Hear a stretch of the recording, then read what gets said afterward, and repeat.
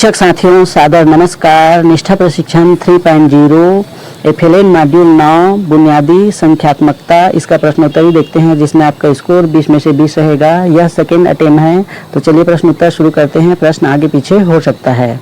प्रश्न पहला है, निम्नलिखित में से कौन सा डेटा प्रबंधन का एक घटक नहीं है? इसका सही आंसर है डेटा का निर्माण।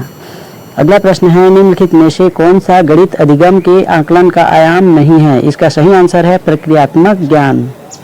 अगला प्रश्न है, एक संगतता की समझ के निर्माण के लिए बच्चों को खाली स्थान का अर्थ समझने की आवश्यकता नहीं है। इसका सही आंसर है संख्या निर्देश करने की प्रणाली।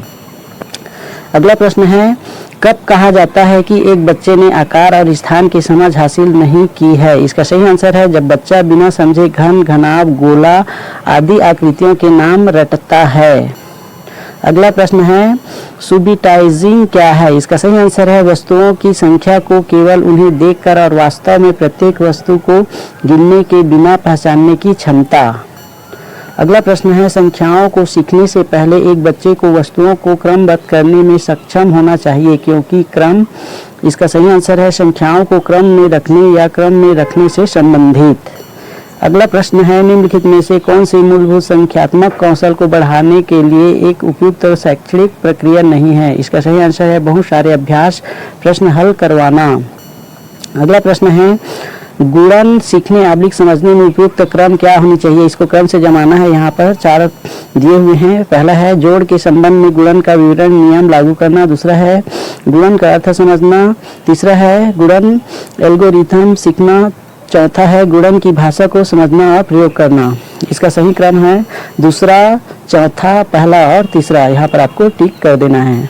अगला प्रश्न है, निम्नलिखित में से कौन सा संख्याओं का प्रकार और उपयोगिता नहीं है? इसका सही आंसर है सौंदर्य संख्या।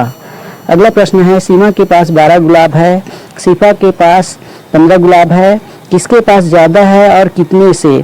उपयुक्त शब्द संख्या में किस घटाव संदर्भ का प्रयोग किया गया है? इसका सही आंसर है तुलना। अगला प्रश्न है, निम्नलिखित में से कौन सा परिदृश्य जोड़ और घटाव से संबंधित शब्द समस्याओं में शामिल नहीं है? इसका सही आंसर है वस्तुओं का वर्गीकरण। अगला प्रश्न है, पूर्वशालीय शिक्षकों को निम्नलिखित में से किससे बचना चाहिए? इसका सही आंसर है बच्चों को संख्याओं की समझ से पहले संख्याएं लिखने को कहना। यहाँ पर ये संख्याएं हैं, गलती से संख्याएं लिखा गया है।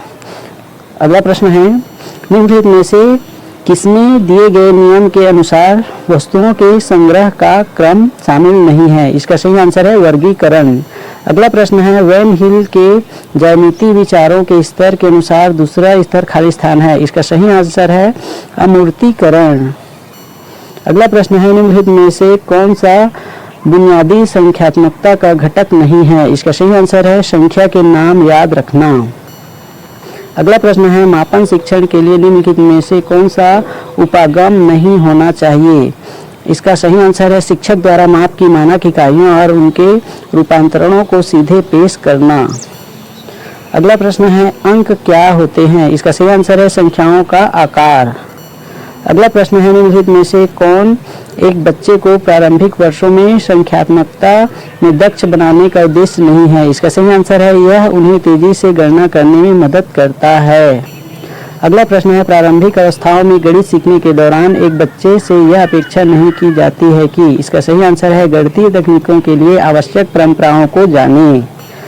अगला प्रश्न है, निम्नलिखित में से कौन सा पूर्व संख्या कौशल नहीं है? इसका सही आंसर है अंक जानना। इसमें से 20 क्वेश्चन अटेंड कर लिए। अब इसको सबमिट करके अपना स्कोर देखते हैं। तो चलिए इसको हम सबमिट कर देते हैं। यहाँ पर हमारा स्कोर 20 में से 20 है। अगर वीडियो अच्छी लगी हो तो वीडियो को लाइक कर दीजिए, चैनल को सब्सक्राइब कर दीजिए ताकि ऐसे नॉलेज भरे वीडियो आपको मिलता रहे। धन्यवाद।